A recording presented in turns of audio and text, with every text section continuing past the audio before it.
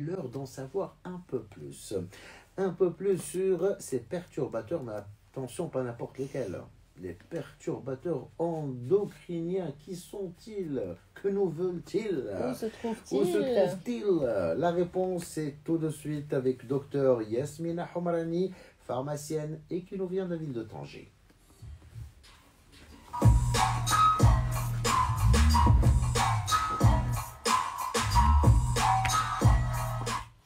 Bonjour docteur. Bonjour. Bonjour. Et marhaba bik encore une fois, Merci. quel plaisir de te retrouver. Vous m'avez manqué. C'est vrai, ça fait un petit Eh moment oui, quand même qu'on n'avait effectivement. pas Ouais. reçu docteur Yasmina Homarani. Ça va, ça se passe bien? Très bien, Impeccable. vous-même. Je crois à Tanger, impeccable. Voilà. Ouais. On salue tous les Tangérois qui nous écoutent. Ils sont nombreux, on les embrasse très très fort. Et Yasmina, vraiment, merci Avec grand plaisir. d'être là et merci de choisir ce sujet. On en Je entend parler. pensais que c'était un sujet important, Les perturbateurs. On entend parler beaucoup, endocriniens, mais sans vraiment d'explication. Voilà. On ne sait pas ce que c'est en fait. Voilà, c'est quoi? Ouais. C'est qui? On sait qu'il faut en faire gaffe, se méfier de ces perturbateurs Oui, mais endocriniens. comment? Comment et pourquoi surtout. Voilà, Alors, qui sont-ils déjà? Voilà, on va les définir. C'est quoi perturbateur endocrinien? Je pense que déjà le mot le dit. C'est quelque chose qui va venir perturber le système endocrinien. Donc c'est quoi ce système-là? Qu'est-ce qu'il Voilà, fait c'est dans quoi mon le corps? système endocrinien? Et pourquoi il est aussi important? C'est tout simplement le système qui s'occupe de tout ce qui est hormonal. Thyroïde, on va parler de l'insuline, on va parler de fertilité, qui est un sujet dont on ne parle pas assez, mais qui est dans un état catastrophique actuellement. Donc, c'est Au quand même... Maroc ou dans le monde? Dans le monde. Dans le monde. Dans le monde, les taux de fertilité sont en train de descendre, mais d'une façon vraiment alarmante. Et là, en fait, les perturbateurs endocriniens, ils sont avec nous tout le temps. Dans tout ce qu'on prend, tout ce qu'on touche, tout ce qu'on mange. Et est-ce qu'on peut vraiment les éviter? Très difficile. Est-ce qu'on peut faire en sorte à les diminuer? Oui. Et c'est ce qu'on va essayer de voir aujourd'hui. Voilà, donc on ne peut pas les éviter, mais on peut s'arranger pour Quand même être les exposé limiter. au minimum. Voilà. Minimiser les dégâts. Exactement. Les perturbateurs endocriniens, vous savez ce que c'est. Voilà, donc C'est des substances chimiques, parfois, c'est-à-dire organiques. D'ailleurs, on les appelle perturbateurs organiques persistants. Pourquoi? Parce qu'une fois qu'ils pénètrent dans notre corps, c'est très difficile de s'en débarrasser. Et plus que ça, on a l'habitude on pense généralement, ça va finir par sortir de mon corps. Ils sortent difficilement, et non seulement ça, c'est qu'ils sont transmis de génération en génération. C'est-à-dire que quand on parle des produits qui vont perturber le système hormonal en tout ce qui a à voir avec la fertilité, alors une femme qui est enceinte et qui est exposée aux perturbateurs endocriniens ne va pas être exposée que elle, ne va pas être exposée que le fœtus, mais aussi les générations qui vont suivre ce fœtus, c'est-à-dire toute la descendance que ce fœtus aura par la suite. c'est génétique. Donc vraiment, ça colle. D'accord. Où est-ce qu'on les trouve, ces perturbateurs endocriniens? Alors,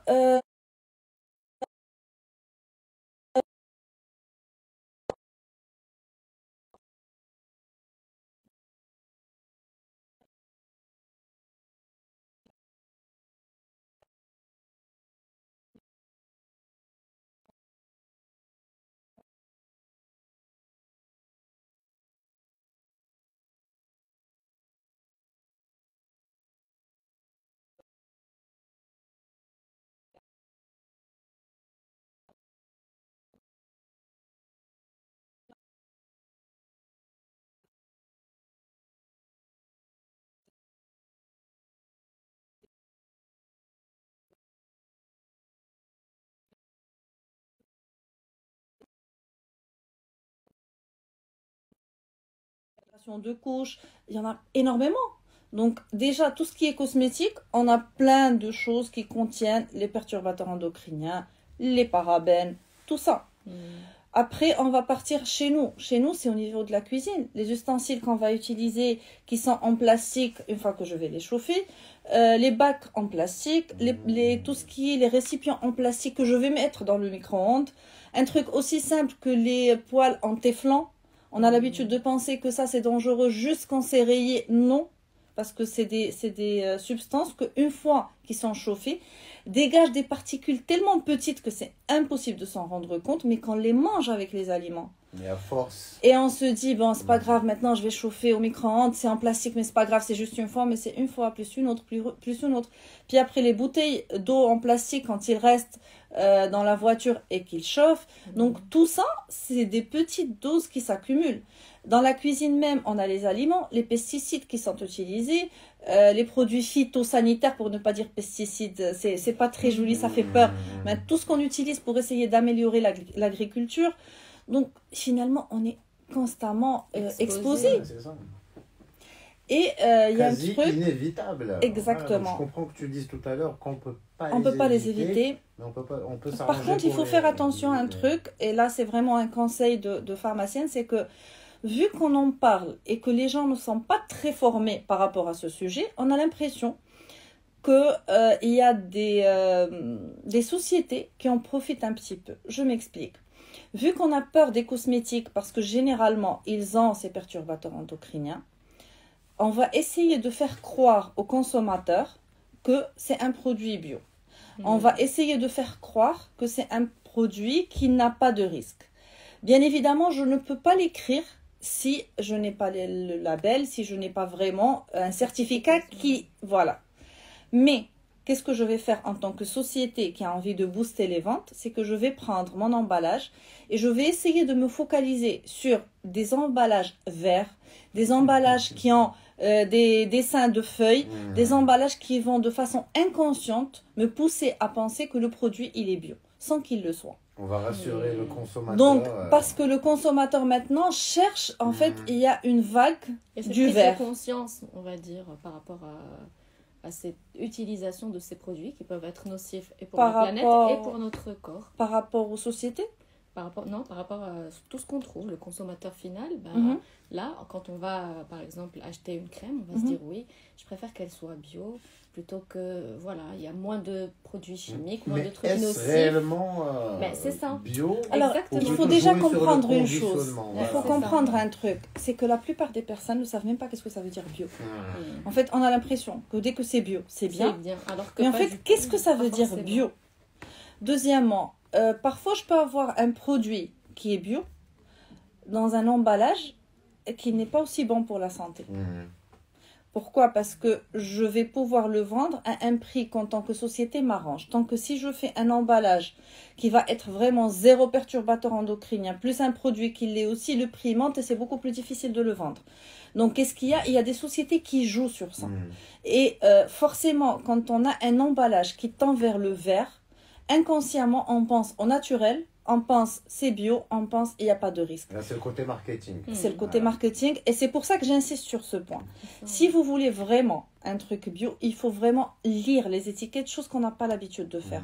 On est plus vers les screenshots TikTok, Instagram. On m'a dit que ce produit il est top et je viens acheter avec ça comme si c'était une ordonnance. Ça n'a rien à voir. Donc, il faut savoir que... Justement, les producteurs jouent sur ça, justement. Utilisent les réseaux sociaux pour indirectement convaincre le consommateur. S'il n'y avait pas ce jeu marketing, il y a plusieurs gammes qui seraient disparues du marché il y a très très longtemps. Donc, c'est pour ça qu'en étant conscient de ce jeu, il faudrait faire attention. Deuxièmement, quand on va acheter un produit, et surtout je parle des aliments ultra transformés, parfois, on trouve des perturbateurs endocriniens au niveau des jouets pour enfants. Donc, quand je vais ramener des peluches pour des enfants, si possible, la meilleure des choses, c'est de les laver avant de les donner. Quand je vais acheter des vêtements, la meilleure des choses, c'est de les laver avant de les utiliser parce qu'ils passent par plusieurs contrôles où il y a plusieurs produits qui restent collés et que par la suite, je mets directement. Et il faut savoir une chose, que de la même façon que quand on parle d'un produit cosmétique, je dis attention parce que la peau est une éponge, ce l'est aussi pour les produits qu'on met comme vêtements. Donc, je dois toujours penser que quelque chose qui est en contact avec ma peau est automatiquement en contact avec l'intérieur de mon corps. Donc, il faut être vraiment très, très prudent. Lire les étiquettes, généralement, en fait, c'est très difficile de connaître tout parce qu'il y en a énormément et moi-même, je ne les connais pas par cœur tous. Mais déjà, quand on voit un truc où c'est écrit phtalate, on sait que déjà, c'est des perturbateurs endocriniens quand il y a des parabènes. Deuxièmement, petite astuce, c'est que généralement, ils sont posés vers la fin des listes des ingrédients. parce que les gens n'arrivent pas jusqu'à la fin. Donc au début, c'est tout ce qui est joli et mignon et attirant. Et vers la fin, on a les moches de la classe qui sont là. C'est ça. Donc, mais si on s'intéresse vraiment à ça, on va commencer à les reconnaître. Je ne dis pas qu'il faut être parano, parce que là, ce qu'on ne peut pas faire, c'est continuer à partir tout le temps en train de lire. Il y a des applications qui vont nous faciliter. Commencer à lire depuis la fin. Voilà, exactement. Ou alors scanner les codes barres. Non, voilà, les codes barres. Il y a des applications qui nous disent est-ce qu'il y a ou pas ça. Alors, comme je dis, c'est difficile de les éliminer à 100%. Parce que pour cela... Bah oui, mais bon, généralement, quand on te dit qu'il y a un perturbateur, c'est qu'il y a ça. Donc, pour vraiment vivre sans ça, il faudrait partir habiter la campagne, préparer ses propres légumes et fruits. C'est le rêve. Voilà. Bah, je pense que c'est notre rêve tous. En fait, quand on était petit, on voulait la ville et on voulait ce qu'il y avait de plus moderne. Maintenant, Brena, le Bguera, Hdana, voilà. Non, mais c'est vrai. Ben oui, parce qu'on vit... le luxe. Oui. Donc, ce qu'on doit faire, c'est au moins minimiser au maximum. Savoir que quand un couple, et non seulement la femme, quand un couple a envie de prévoir une grossesse, la grossesse, on commence à prendre des précautions. En général, minimum 6 mois avant la date prévue. Je parle des gens qui programment une grossesse. Donc, les gens qui se disent on a envie d'avoir un enfant, on a envie d'avoir un autre enfant. Donc, savoir que la grossesse se prépare 6 mois à l'avance, c'est-à-dire que je vais faire attention. C'est les femmes et les hommes qui prévoient un enfant qui doit faire très très attention à leur exposition aux perturbateurs endocriniens. En ce qui concerne les hormones sexuelles, ça a un impact énorme. Et manger correctement en sachant que ce que vous allez faire et surtout ce qu'elle va faire la femme en étant enceinte, comme je vous dis, ça va jouer sur plusieurs générations par la suite. Ces perturbateurs endocriniens, j'ai l'impression à entendre Dr Esmila Hamrani que les femmes sont plus exposées ou on parle vraiment donc de... Non, alors je m'explique. On est exposés tous les deux. Mais quand une femme est enceinte, son bébé ne peut être exposé que pour la maman parce que c'est elle qui le porte. Donc quand c'est la femme qui est exposée, on a 2 personnes exposées dans le corps d'une seule. Et le problème qu'il y a, c'est que par exemple, le papa, quand il va être exposé, ce qu'il peut transmettre, ça va avoir de l'impact sur sa fertilité à lui. Mais le problème, c'est que quand c'est la maman ou la femme qui est enceinte qui est exposée, ça va jouer sur la fertilité postérieure du fœtus. Donc c'est pour ça que je dis attention, ça ne reste pas, parce que par rapport au père, une fois qu'il y a eu fécondation, il ne va plus avoir c'est-à-dire il va plus affecter le fœtus. Par contre, la maman, elle va l'affecter pendant toute la grossesse et tout l'allaitement. Voilà. Donc, elle a double risque et double responsabilité. C'est pour ça qu'on trouve actuellement des produits spéciaux femmes enceintes et allaitantes. Donc, que ce soit au niveau des crèmes, des déodorants, etc. Oui. Qui sont, on va dire, atténués. Ce qu'il faut savoir, il faut savoir une chose, qu'on a des crèmes, et c'est une chose... Plusieurs personnes ont du mal à l'accepter et à le comprendre, c'est qu'on a des crèmes qui ont un effet tératogène. Je m'explique, c'est des crèmes que la maman... Qui est tératogène? C'est ce que je vais expliquer. Quand je dis tératogène, ça veut dire que c'est un produit, un médicament, un produit cosmétique, un produit que la femme enceinte va utiliser et qui va avoir des dégâts sur le fœtus pouvant causer des malformations. Donc, ça paraît un peu de la science-fiction quand on dit à quelqu'un tu peux mettre une crème, si tu es enceinte, ça va affecter ton fœtus. Il y a des femmes qui ont du mal à l'accepter. Elles te disent c'est une crème dans mon visage, je vais le cacher. Il n'y a pas de logique. Ben si. Si on utilise, exactement, si on utilise par exemple l'hydroquinone, que c'est une substance qu'on utilise pour éclaircir la peau, je peux avoir des effets nocifs sur le fœtus. C'est ça. Donc, spécial femme enceinte, parce qu'il y a des choses qui vont tout simplement arriver par circulation sanguine. Il y a d'autres qui passent par le lait. Donc c'est pour ça qu'il faut savoir qu'une femme, quand elle prend des décisions sur ce qu'elle va utiliser, elle ne les prend pas par rapport à elle. Et point. Il y a la responsabilité du bébé. Donc tu ne peux plus prendre des décisions que pour toi. Et surtout que maintenant... Tu n'es plus toute seule. Exactement. Surtout que maintenant, même si c'est difficile d'avoir... la liste et connaître la liste par cœur des perturbateurs endocriniens, mais comme je dis, il y a des applications qui vont nous faciliter ça. Savoir que quand la femme elle est enceinte, s'il y a possibilité de prendre des légumes et des fruits que dans le bio, le faire. Parce que c'est très important de manger sainement. Non seulement du côté des perturbateurs endocriniens pour les éviter, mais aussi par rapport aux vitamines. Parce que les légumes et les fruits qu'on a actuellement sont parfaitement instagrammables. C'est des pièces vraiment belles. Ils sont beaux, les légumes. Voilà, mais c'est des pièces que quand tu manges, c'est comme manger du carton. Il n'y a pas de vitamines, il n'y a pas de minéraux, il n'y a pas de bienfaits, il n'y a rien de tout ça. Fou, Donc si on peut aller vers le bio... La dernière fois de Leïla, qui ressemble à... qui a la taille Fait un d'une poire. skill, une fraise. Voilà. Et Ça fait même... Ça fait même... C'est C'est pour ça qu'on a peur de la manger. Arrête de manger ça. Tu te Léna. dis, oh, tu parles trop mal. Non, une fraise, elle doit être petite. Il faut savoir que quand on parle de ça, généralement, on parle des perturbateurs endocriniens, on pense aux légumes et aux fruits, mais on les trouve aussi dans le poulet, on le trouve aussi dans la viande, on le trouve partout, exactement.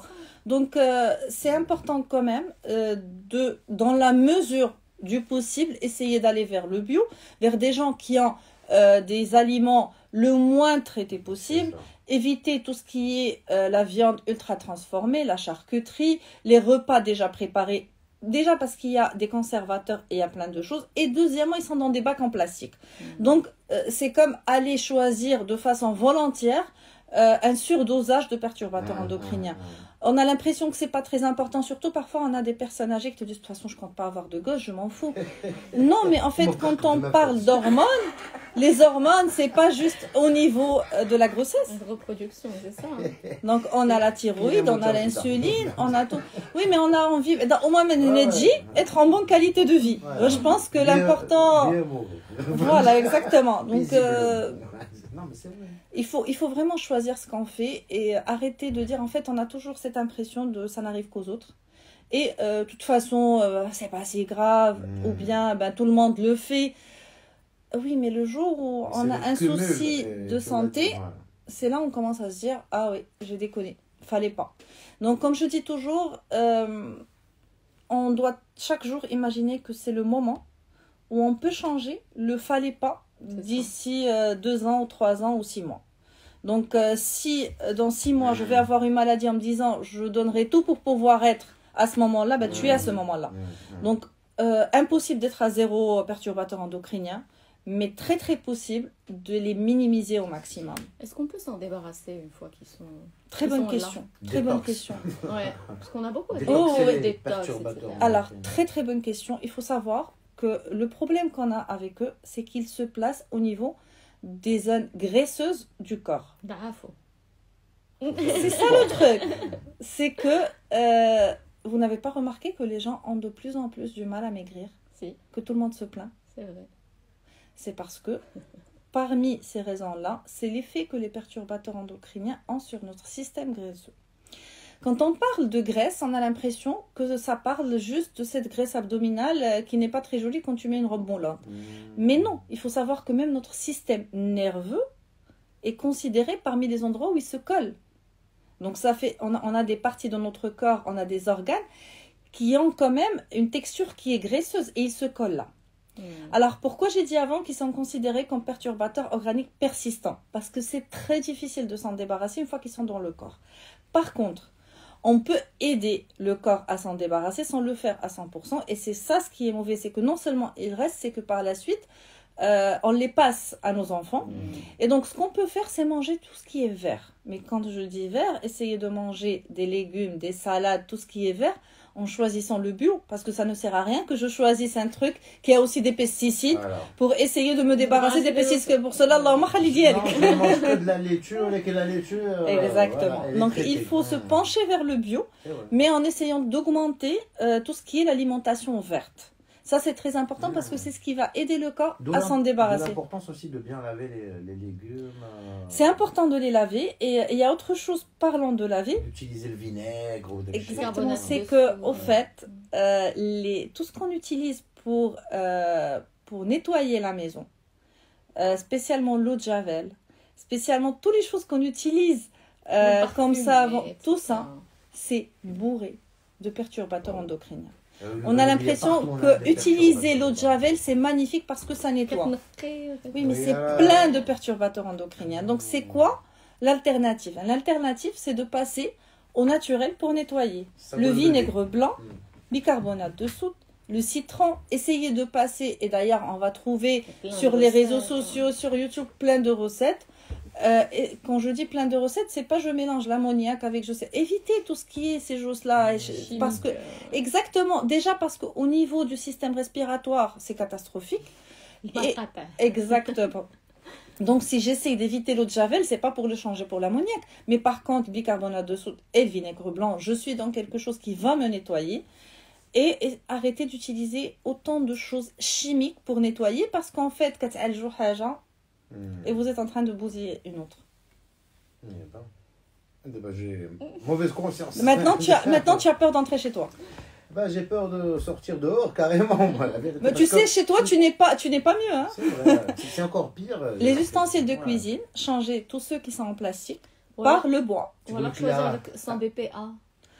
Tout simplement les acheter en bois. Le bisphénol polyactylique. C'est demain comment quand tu achètes un biberon en plastique, ne pas l'acheter en ou bien l'acheter en vitre. Tu vois, ouais, c'est ça. Ou les acheter en vitre. Les acheter même le plastique, oui, ça c'est les acheter en verre, il peut passer au les acheter en verre. Il vaut mieux éviter. C'est vrai que c'est moins nocif qu'un plastique.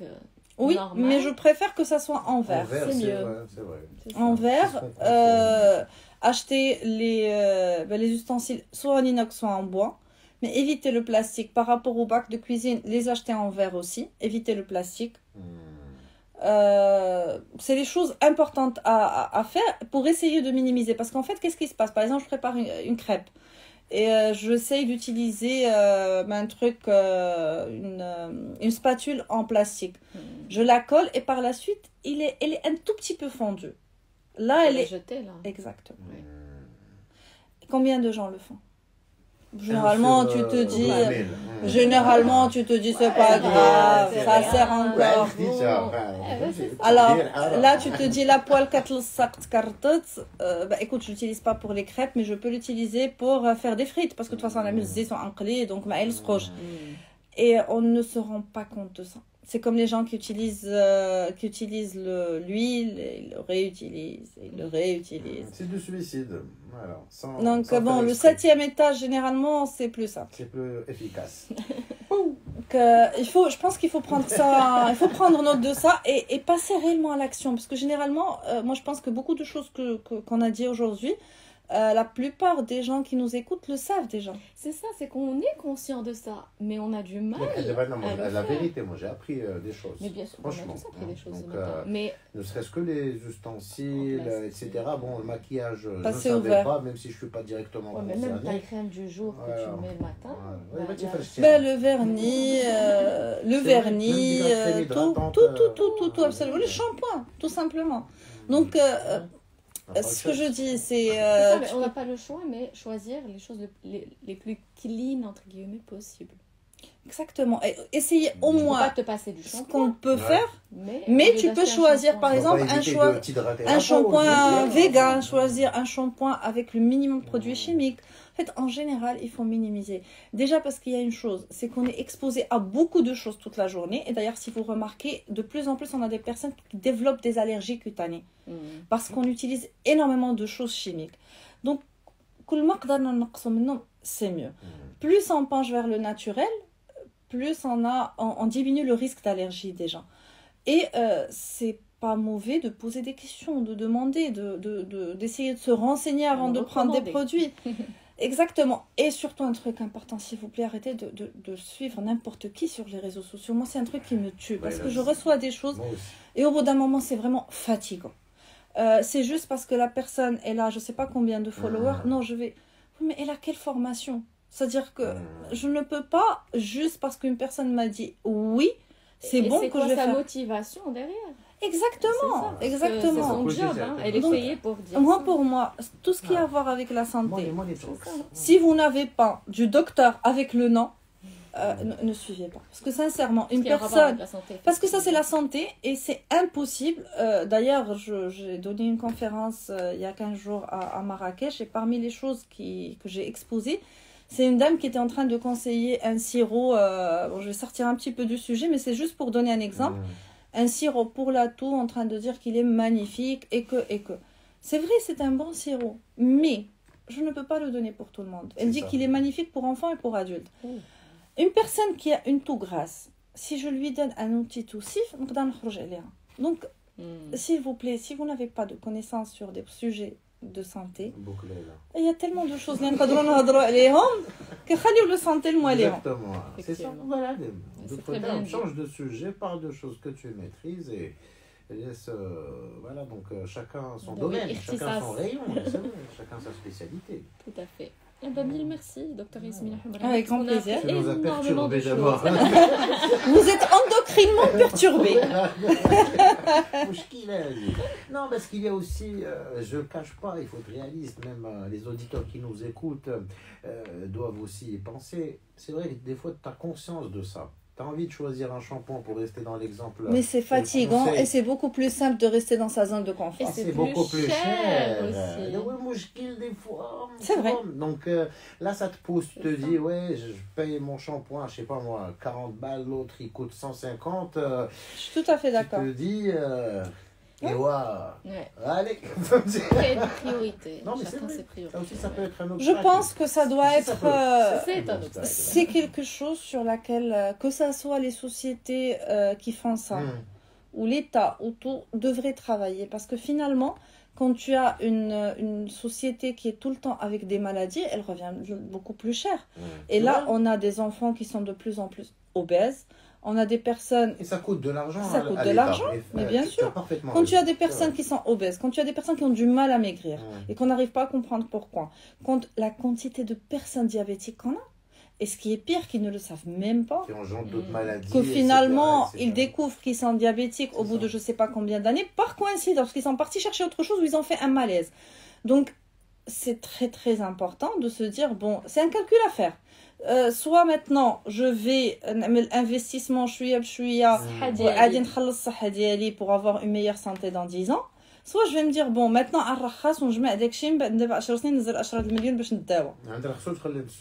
donc malheureusement c'est comme ça. C'est pour ça que si il y a possibilité de faire des choses à la maison, faire des choses naturelles, on le fait. Si j'ai un tout petit jardin chez moi, ben je peux نعمل du basilic عندي, je peux نعمل المعدنوس وقزبر عندي في الدار, je peux voilà exact. Si je peux minimiser ملي غادي نجي نغسل les légumes, ما نغسلهمش rapidement, je les laisse tremper في le vinaigre, je donne du temps باش داكشي يديكولا باش يزول. Les légumes je laisse au moins une heure et demie باش vraiment يخويو داكشي في كانتهم. Donc ça marche cette histoire de vinaigre. Un vinaigre, il aide. Par la suite, on a aussi des produits qui aident encore plus, mais il faut faire attention. Mais ça m'a fait un peu. Et je pense que le truc, en fait, notre plus grand ennemi, c'est précisément en fait, on vit à contre-temps. On est tout le temps en train de courir. Et là, c'est une raison très importante. Que ça soit au moment de manger, on ne mâche pas correctement, ce qui nous donne par la suite des problèmes de digestion. Le fait d'aller chercher un produit qui est bien, tu te dis, je n'ai pas le temps. Écoute, cette fois-ci, je prendrai ça et je prendrai le temps. C'est un temps que tu ne prends jamais. Le fait d'aller chercher du bio, par la suite, tu te dis, bon, je descends en bas, j'ai un supermarché, je vais acheter rapidement. Tant que pour cela, je dois partir le soir, on chauffe la campagne et ça te prend. Et finalement, en fait, on donne du temps à tout, sauf à notre santé. Parce que quand on y réfléchit, pour le khadma, pour aller faire les courses, pour aller faire du shopping pendant les soldes, pour tout, sauf pour ce qui est vraiment important. Et ça, c'est un petit peu grave. Parce que finalement, même pour notre famille, et souvent même les parents qui travaillent pour leurs enfants, tu trouves qu'ils ont tellement de choses à faire et ils courent pour essayer de leur donner une vie magnifique. Mais le plus important qui est de passer du temps avec eux, ils n'ont pas ce temps-là pour les... En fait, on vit dans une vie assez contradictoire. On passe à côté de l'essentiel finalement. Et on est conscient sans forcément y remédier. On vit toujours avec cette idée de je vais faire. On est toujours focalisé sur ce qu'on va faire, comme si déjà le temps nous appartenait éternellement. On est sûr du comme si futur, exactement. Donc finalement tu ne sais pas ce qui va passer d'ici 2 secondes. Et c'est pour ça que je pense que le truc le plus important à retenir, c'est que notre santé passe avant tout, celle de notre famille aussi, parce que finalement quand on fait les courses, il y a aussi nos enfants qui rentrent dans tout ça. Il y a énormément de produits pour enfants qui sont bourrés de perturbateurs endocriniens. Donc Et qui sont censés nous faciliter la En vie. fait, Voilà. il faut savoir une chose. Moi, je pense que tous les perturbateurs endocriniens sont là parce qu'ils ont un avantage par rapport au fait de nous faciliter la vie. Nous faire gagner du temps. Mais par exemple, si je sors faire mon sport, au lieu d'acheter une bouteille en plastique et sortir avec, je peux avoir un petit thermos que je vais avoir avec moi, que je vais remplir d'eau chez moi et je vais sortir avec. Et j'évite d'avoir cette bouteille en plastique. Ne pas avoir des bouteilles en plastique. Le thermos, quand tu l'achètes, il faut l'acheter de bonne qualité. Oui, mais c'est quelque chose que tu achètes une fois. Qui prend beaucoup de temps. Tu peux investir. Ouais. En fait, c'est un calcul à faire. Soit c'est petit à petit et après, côté santé. Mais je vous dis, essayez au moins les trucs qui sont simples à faire, les faire pour essayer de minimiser notre exposition. Merci énormément. Merci. Vraiment. Avec grand plaisir. Dr Yasmina Hamrani, pharmacienne à Tanger, que vous pouvez suivre évidemment sur les réseaux sociaux. Il suffit de tapoter Dr Yasmina Hamrani. Tout simplement. Et profitez de Et vous ces allez trouver conseils. des conseils et des astuces et des capsules tous les jours. Merci énormément. Je vous souhaite une excellente journée, bon début de semaine et à très bientôt. Ça va réfléchir vous m'envoyez la Bien photo. cogité. Aujourd'hui, ce soir, vous m'envoyez les photos chacun de chez lui pour me dire ce que vous allez jeter de chez vous. Ouais, plein de choses à jeter. On fait tout. عرفتي واقيلا احسن راحلو اتقبلكم احسن الزحمه ويشكم وخرجوا خلوا داك Tu الشيء vas تما vider la maison. bonne journée et bonne semaine au revoir avec plaisir merci également Merci énormément. Allez, on se fait une petite pause. Nous, on sait qu'il y a l'info dans 10 minutes.